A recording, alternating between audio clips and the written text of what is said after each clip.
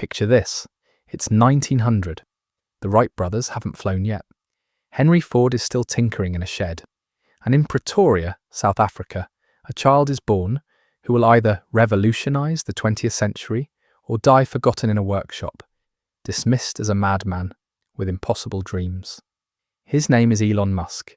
The year is 1918. Elon Musk is 18 years old, and America is a powder keg of innovation and industry. The Great War is ending.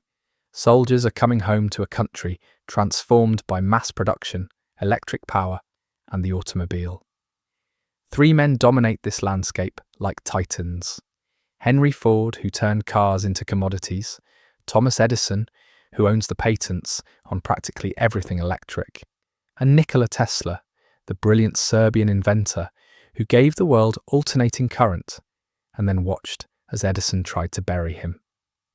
Elon arrives in New York City with $43 in his pocket, a steamer trunk full of hand-drawn technical diagrams, and an idea that sounds absolutely insane.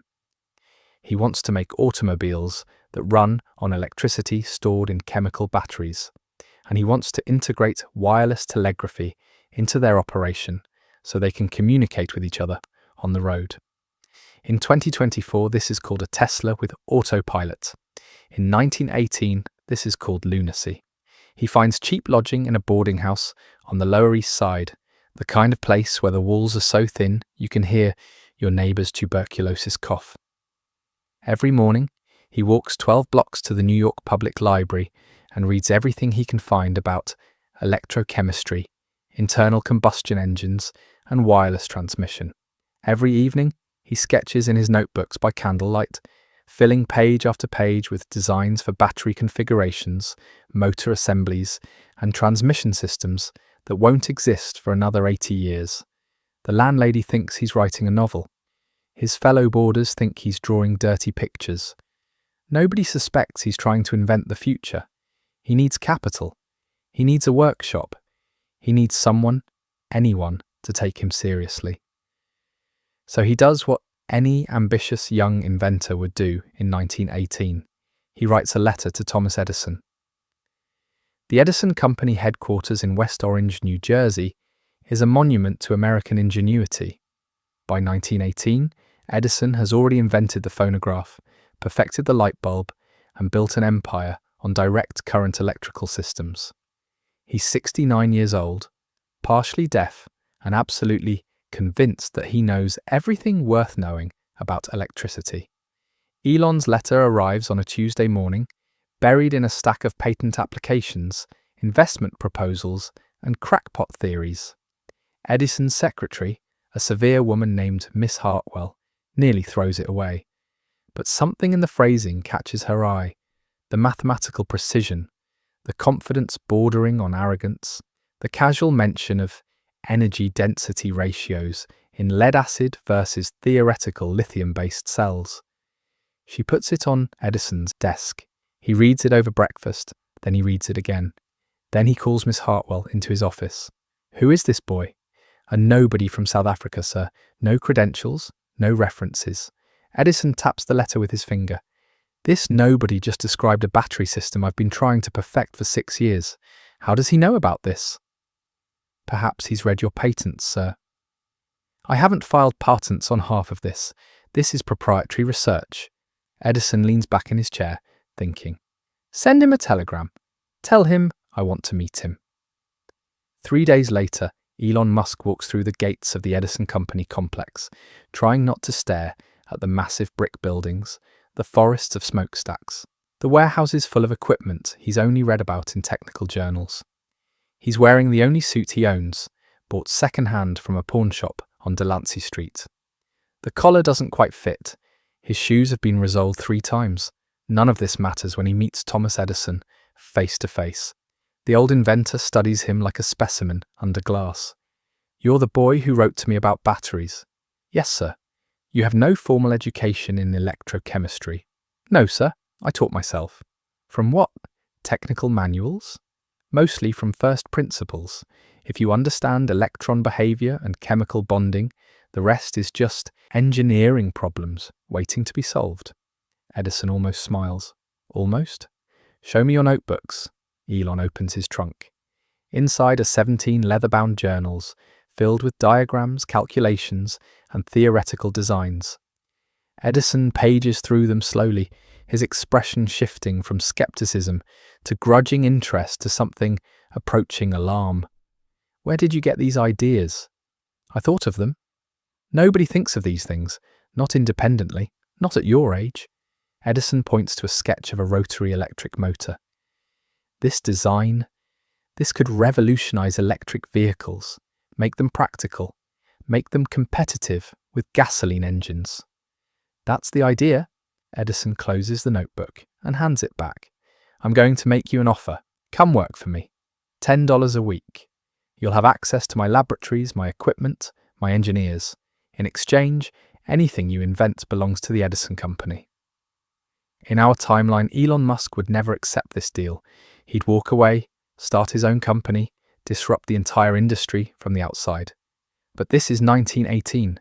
There is no venture capital. There are no startup accelerators.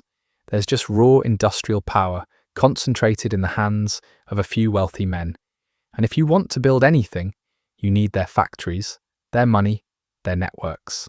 Elon takes the deal. For 6 months, he works in Edison's experimental laboratory, designing battery systems and electric motor configurations. He's brilliant. He's tireless.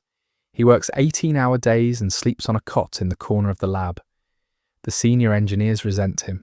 The patent attorneys watch him like hawks, documenting every sketch, every prototype, every offhand comment. Edison watches too, and Edison begins to realize something dangerous. This boy isn't just smart. He's smarter than anyone Edison has ever hired. Possibly smarter than Edison himself. That's when things start to go wrong. Henry Ford hears about Elon Musk in the spring of 1919, and he hears about him in the worst possible way, through an article in the Detroit Free Press titled Edison's Mystery Inventor, the Boy Genius Revolutionizing Electric Power. Ford is sitting in his office at the Highland Park plant, the factory where he perfected the assembly line and turned the Model T into the best-selling car in America. He's smoking a cigar and reading the article with increasing irritation. Electric vehicles, battery systems, range optimization. Ford has spent 15 years making gasoline engines cheap and reliable. He's built an empire on internal combustion, and now some nobody is threatening to make it all obsolete. He picks up the telephone and calls Edison. Tom, who is this Musk kid? A hired engineer. Why? Because he's telling reporters that gasoline engines are dead, that the future belongs to electric motors.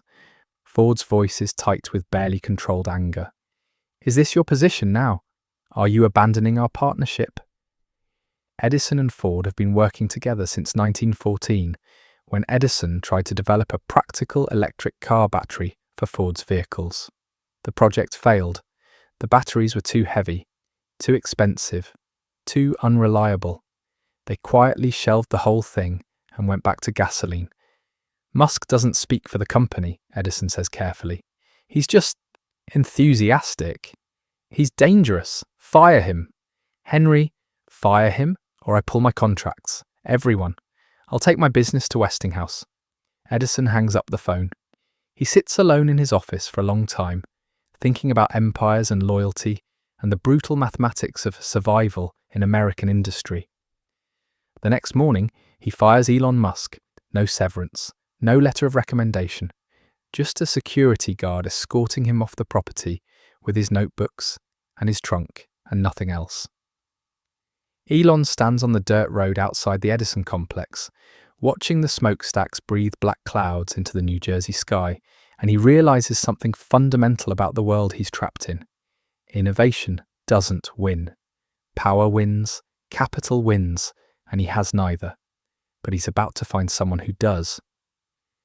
Nikola Tesla is 53 years old in 1919, and he's living in a modest apartment in Manhattan, feeding pigeons from his window and working on wireless transmission experiments that most scientists consider impossible. He's already given the world alternating current, the induction motor, and the Tesla coil. He's also broke, betrayed by Edison and Westinghouse both, his patents stolen or expired, his reputation as a genius now overshadowed by his reputation as an eccentric. When Elon Musk knocks on his door, Tesla almost doesn't answer. "Mr. Tesla, my name is Elon Musk. I was recently dismissed from the Edison company. I need your help." Tesla opens the door. He's tall, thin, dressed in an immaculate suit despite his poverty. His eyes are sharp and slightly unhinged. "Edison fired you? Then you must have done something right. Come in." The apartment is chaos. Papers everywhere, coils of copper wire, half-assembled electrical equipment scattered across every surface. Tesla clears a chair and gestures for Elon to sit. "Why come to me?" "Because you understand what I'm trying to do. Edison doesn't. Ford doesn't. They're industrialists. They think in terms of patents and profit margins. You think in terms of physics, of what's actually possible." Elon opens his trunk and pulls out his notebooks. "I want to build electric vehicles that can communicate wirelessly. I want to create a network where automobiles exchange information about road conditions, speed, position. I want to eliminate accidents, eliminate traffic, make transportation intelligent." Tesla stares at him. "You're describing a distributed wireless network applied to automobiles." "Yes, this is extraordinary." Tesla starts paging through the notebooks, his hands shaking slightly. "These battery designs, if they work, they'd give you triple the energy density of anything Edison has. And this communication protocol, it's elegant, efficient, years ahead of anything I've seen." "Can we build it?" Tesla laughs, a bitter sound. "Build it? Boy, we can't even get funding to buy copper wire. Do you know how much capital this would require? Tens of thousands of dollars, maybe hundreds of thousands. And who's going to give that to two inventors, with no factory, no connections, no credibility with the banks? Then we build credibility. We prove the concept. We demonstrate it publicly." "With what equipment?" Elon points to the coils and transformers scattered around the apartment. "With yours." For the first time in years, Nikola Tesla smiles. What follows is 6 months of absolute obsession. Working out of Tesla's apartment and a rented warehouse space in Brooklyn, Elon and Tesla build a prototype electric vehicle from scavenged parts. A modified Ford Model T chassis, motors stripped from industrial fans, a battery bank assembled from hundreds of individual cells Elon builds by hand in a process that fills the workshop with toxic fumes and nearly kills him twice.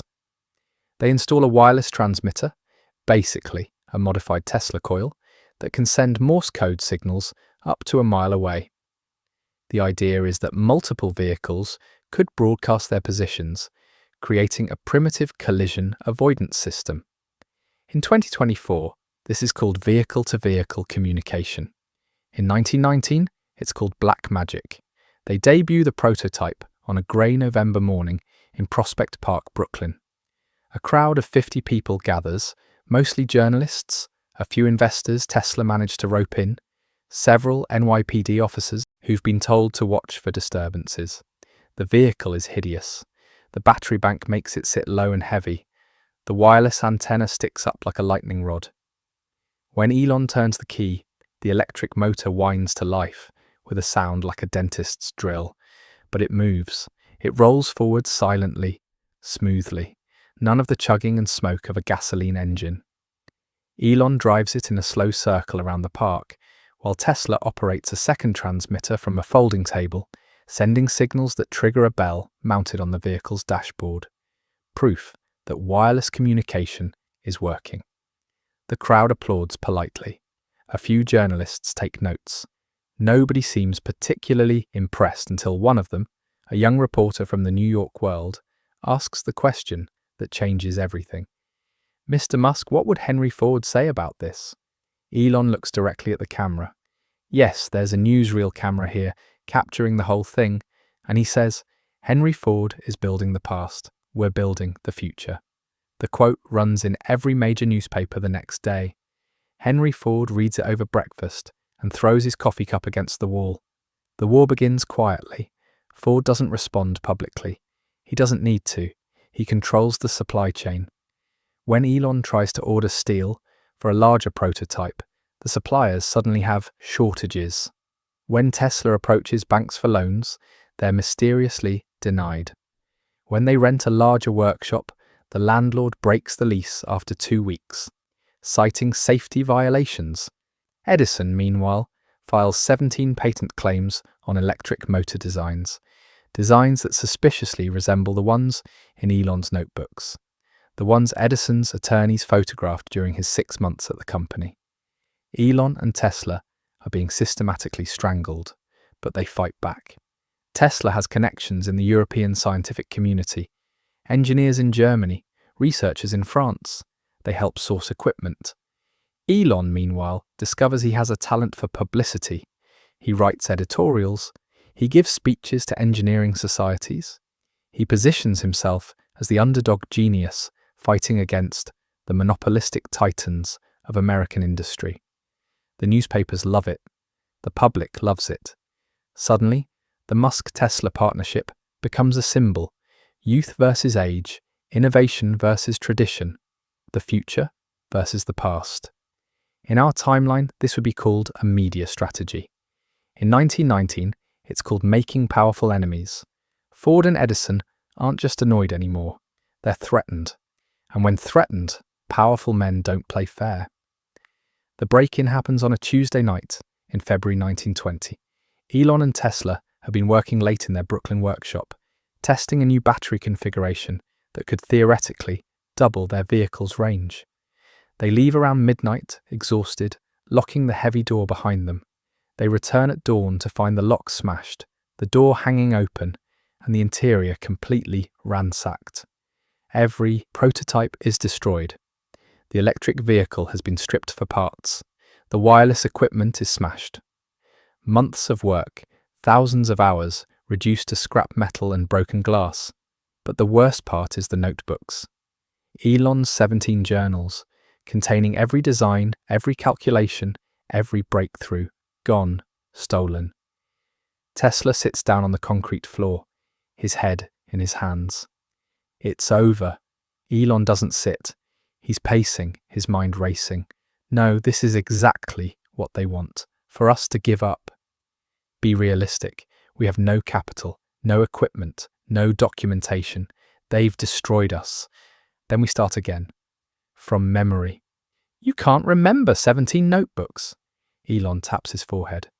I remember every diagram, every equation, every measurement. I'll redraw them, all of them. Tesla looks up at him, something like awe crossing his face. You're serious. I'm furious. It takes Elon 3 weeks, working around the clock, surviving on coffee and spite. He recreates the notebooks from memory, page by page, filling fresh journals with the same designs, the same calculations, sometimes improving them as he goes. Tesla watches him work and realizes he's witnessing something extraordinary. Not just intelligence, but an almost pathological refusal to accept defeat. They reopen in a new location. A warehouse in Queens this time, under a false company name. They rebuild the prototype from salvaged parts. They're slower now, more careful, more paranoid. They install locks, they hire a night watchman, and they plan their next demonstration. The one that will either vindicate them or destroy them completely. July 4th, 1920, Independence Day. Elon and Tesla unveil their improved prototype at the New York State Fair in Syracuse. This time, it's not just a battery-powered vehicle, it's a demonstration of wireless fleet coordination. They've built 3 identical vehicles, each with a wireless transmitter, each capable of detecting the other's positions and automatically adjusting speed to avoid collisions. In 2024, this is called autonomous platooning. In 1920, it's called witchcraft. 10,000 people watch as the 3 vehicles drive themselves in synchronized formation around a dirt track, no drivers touching the controls. Just 3 machines, communicating wirelessly and navigating independently. The crowd goes absolutely insane. The newspapers call it the miracle of Syracuse. The scientific journals demand papers. Investment offers flood in. Small-time industrialists, foreign governments, even a few wealthy eccentrics who want to fund the next phase of development. For exactly 48 hours, Elon Musk and Nikola Tesla are the most famous inventors in America. And then everything explodes. The official report from the New York State Fire Marshal would later call it equipment malfunction. The unofficial truth is far more complicated. It's the night after the demonstration. Elon and Tesla are in their Queens warehouse, celebrating. With a bottle of whiskey Tesla has been saving for years. They're planning the next steps. Larger vehicles, longer range, possibly a manufacturing deal with a European automaker who's expressed interest. At 11:47 p.m, something goes catastrophically wrong with the experimental power distribution system Elon installed to charge all three vehicles simultaneously. The exact cause is never determined. Maybe faulty wiring, maybe overloaded circuits, maybe sabotage, though that was never proven. What matters is the result, a cascading electrical fire that spreads from the warehouse to the power lines outside, overloading transformers, blowing fuses, racing through the grid like a virus. Within 20 minutes, a 12-block radius of Queens is completely dark. Within an hour, the blackout spreads to Brooklyn. By midnight, half of New York City has no power. Elon and Tesla barely escape the warehouse as it burns. They stand in the street, watching their work, everything they've built, everything they've sacrificed for, consumed by flames, while all around them the city goes dark, block by block, like dominoes falling. The newspapers the next morning are brutal. Reckless inventors cause citywide disaster. Musk and Tesla, geniuses or criminals? Edison gives an interview saying he always knew Elon was dangerous, that he fired him for unsafe experimental practices. Ford's spokesman releases a statement. This is what happens when untested technology is rushed to market by amateurs. The district attorney opens an investigation. The police issue warrants. Elon Musk, at age 20, becomes the most wanted man in New York. They run. Tesla knows people, friends from his earlier years, engineers he worked with, scientists who owe him favors. They move through a network of safe houses, staying in basements and attics, always one step ahead of the authorities. Elon keeps a low profile, growing a beard, wearing different clothes, moving like a ghost through a city that's hunting him. In our timeline, he would have lawyers, PR teams, a media empire to defend him. In 1920, he has nothing but Tesla's fading reputation and his own desperate brilliance. They make it to Philadelphia, then Pittsburgh, then Chicago. Each city brings the same pattern. Rent a space, start rebuilding, get recognized, run again. The warrants follow them. The newspapers call them fugitives. Edison and Ford's people always seem to know where they are. In Chicago, Tesla gets sick. Pneumonia, brought on by stress and poor living conditions. He spends 2 weeks in a charity hospital, delirious with fever, while Elon keeps watch, terrified they'll be discovered. Tesla recovers, but he's changed. The fire has gone out of him. One night, lying in a boarding house in Milwaukee, he tells Elon the truth. I thought we could change the world. I thought if we were just smart enough, if we built something revolutionary enough, they'd have to accept it. But I was wrong. The world doesn't want to change. It wants to stay exactly as it is, controlled by exactly the same people, and anyone who threatens that, anyone who actually tries to innovate, gets crushed. Elon doesn't answer. He's staring out the window at the dark street below, thinking about alternate histories, about what his life might have been in a different time, with different tools, different opportunities. Maybe you're right, he finally says. Maybe we're too early. Maybe the world isn't ready for what we're trying to build. So what do? We keep working, somewhere, somehow. We document everything. We preserve the knowledge. And someday, maybe not in our lifetimes, but someday, someone will find it and finish what we started. Tesla closes his eyes. You're an optimist. I'm a realist. The math works. The physics works. The only thing that doesn't work is the timing. They end up in Colorado Springs, of all places. A small city in the mountains where nobody knows them and nobody cares about two eccentric inventors renting a farmhouse outside town. They live quietly, almost like monks, working on designs they'll never build, writing papers they'll never publish, creating a technical library for a future they'll never see. Elon fills notebook after notebook with ideas decades ahead of their time.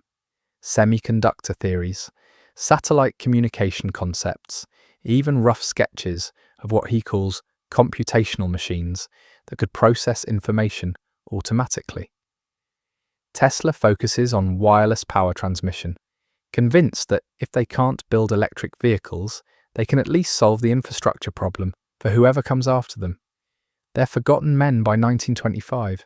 The warrants are still technically active, but nobody's actively looking for them anymore. The newspapers have moved on to other scandals. Edison and Ford have won. The internal combustion engine dominates the roads. Electric vehicles are considered impractical curiosities. In our timeline, Elon Musk would die the richest man in the world, remembered as a titan of industry, a visionary who bent the arc of technology through sheer force of will. In this timeline, he dies in 1943, at age 43, in a Colorado Springs boarding house, from pneumonia, alone except for a few neighbors who knew him as that strange man who was always writing in notebooks. Nikola Tesla dies the same year, in New York, equally forgotten, equally broke. Their notebooks are sold at estate sales for pennies. Most are thrown away. A few end up in university archives, filed under historical curiosities unread for decades. But here's the thing about ideas. They don't die. They wait. In 1971, a graduate student at Stanford named Martin Eberhard is researching early electric vehicle designs for his thesis. He discovers a collection of notebooks in the university library, donated anonymously in 1952, filled with battery designs and motor configurations that look impossibly advanced for the early 20th century. The name on the notebooks, Elon Musk, Eberhard spends 6 months trying to verify their authenticity. He contacts historians, he digs through old newspapers, he finds the story, the demonstrations, the blackout, the manhunt, the disappearance. He realizes these aren't just historical documents, they're a blueprint. In 2003, Eberhard co-founds a company to build electric vehicles based partly on principles he extracted from those notebooks. He names the company Tesla Motors, after the other forgotten genius. The irony would have killed both of them. So let's answer the question, what if Elon Musk was born in 1900? Would he still change the world? The answer is complicated. In the narrow sense, no. He dies unknown, his innovations unrealized, his ambitions crushed by men with more power and worse ideas. He doesn't build companies, he doesn't accumulate wealth, he doesn't send rockets to orbit or cars to Mars, but in the deeper sense, maybe, because ideas don't need their originators to survive. They need to be right. And Elon's ideas, trapped in the wrong century, were absolutely right. The math worked, the physics worked, the vision worked, it just needed time. His notebooks, preserved by accident, influenced engineers who influenced other engineers, who influenced the people who actually built the electric vehicle industry, the wireless communication networks, the computational systems that define our modern world. His fingerprints are on the technology, even if his name isn't in the history books. In our timeline, Elon Musk is a celebrity, a billionaire, a figure of endless controversy and admiration.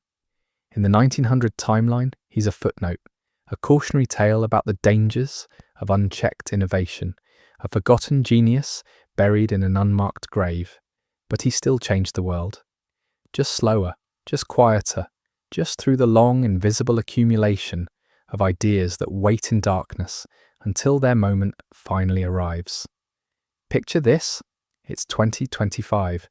You're reading about electric vehicles, about wireless networks, about autonomous transportation. You're using technologies that feel inevitable, natural, like they were always destined to exist. And somewhere in a university archive, in notebooks nobody reads anymore, there's a sketch drawn in 1920 by a 20-year-old inventor on the run, showing exactly how this would work. The future was always coming. He just saw it first, and that, more than money or fame or power, is what it means to change the world.